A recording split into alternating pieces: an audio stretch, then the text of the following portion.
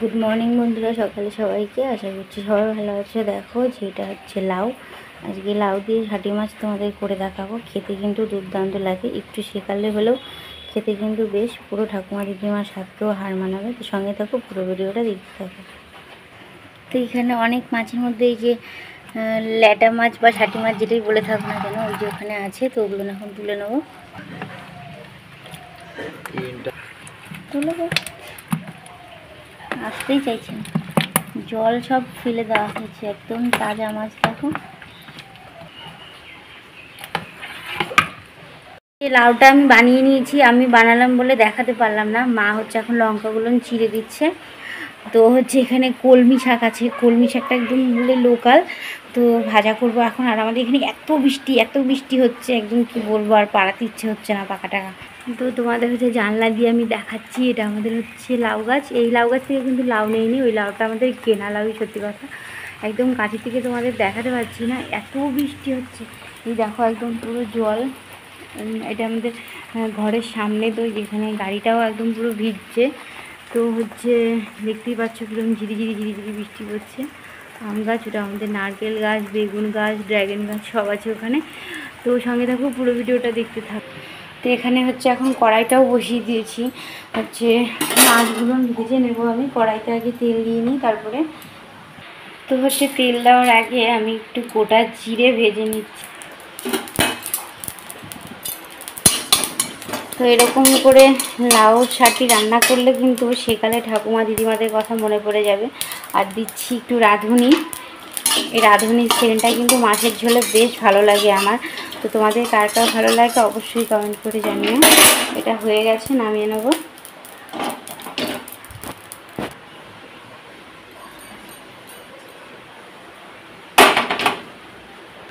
তো এখন কড়াইতে দিয়ে দেবো তেল।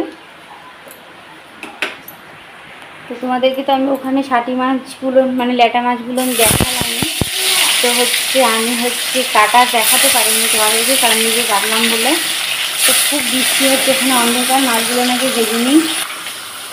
তো মাছগুলো নাকি আমি প্লেটে তুলে নিচ্ছি আর কি, মানে এপিট ওপিট ভালো করে ভেজে নিয়েছি। তো এখানে শিলনোড়াও রেখেছি, মাছ টাছগুলো ভেঙে নেব। তার কটা আছে সেগুলো না ভেজে নিচ্ছি।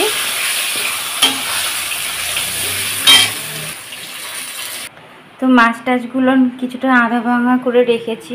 আর এখানে ভাজা হয়ে গেছে, তেল দিয়ে দিয়েছি। তো দিয়ে দিলাম গোটা তেজপাতা, দিয়ে দিচ্ছি গোটা জিরে।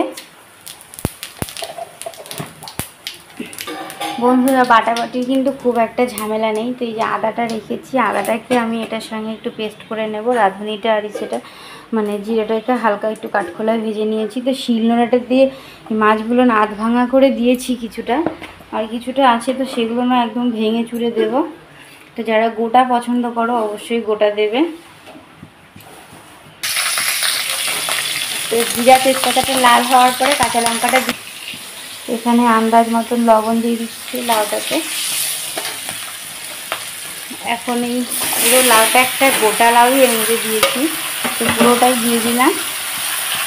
তো লাউ কিন্তু একাই নিজের থেকেই মানে কমে আসে, তো এর জন্যই আর কি পুরোটাই দিয়েছি। আর লাউটা একদম জ্বালা ছিল, দেখতেই পাচ্ছ কোনোরও বীজ হয়নি, আমি পুরোটাই একদম দিয়েছি এরকম টুকরো টুকরো করে। তো তোমরা যারা পেঁয়াজ খেতে পছন্দ করো অবশ্যই একটু ফোড়নের পেঁয়াজও দিতে পারো। তো আমি অনেক ভিডিওতেই বলেছি আমার শাশুড়ি পেঁয়াজ খায় না, আর এর জন্য আমি পেঁয়াজ খুব একটা মাছের ঝোলে দিও না। তো হচ্ছে পুরোটাই পেঁয়াজ ছাড়াই করছি। তো যারা যারা পেঁয়াজ ছাড়া খেতে পছন্দ করো অবশ্যই আমাকে কমেন্ট করে জানাবে।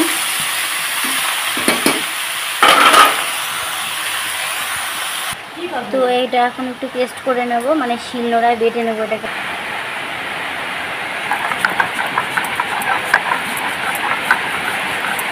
এদিকে এত বৃষ্টি হচ্ছে, বৃষ্টির আওয়াজই শোনা যাচ্ছে।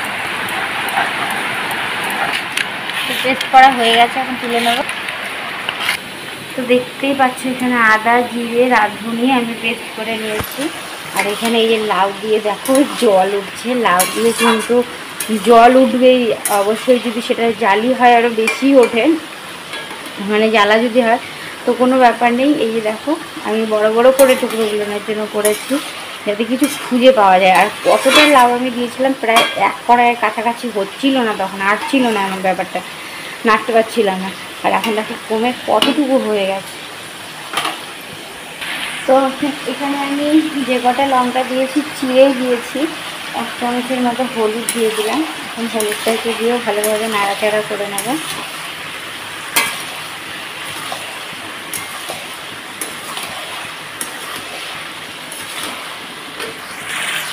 এটা কিন্তু আমার সুন্দর লাল লাল হয়ে গেছে একদম।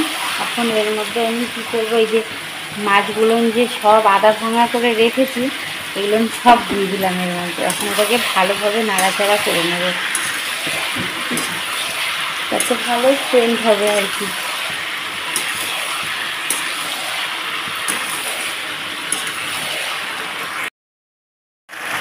তো হচ্ছে এর মধ্যে মশলাটা আমি দিয়ে দিচ্ছি, তারপরে কাঠিটা সমেতই পড়ে যাচ্ছে।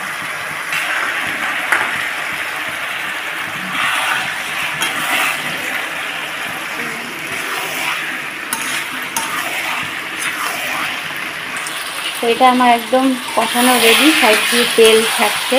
তো তোমরা চাইলে একটু লঙ্কার গুঁড়াও দিতে পারো, তো আমি দিচ্ছি না। তো এই যে ঝোল দিয়ে দিলাম,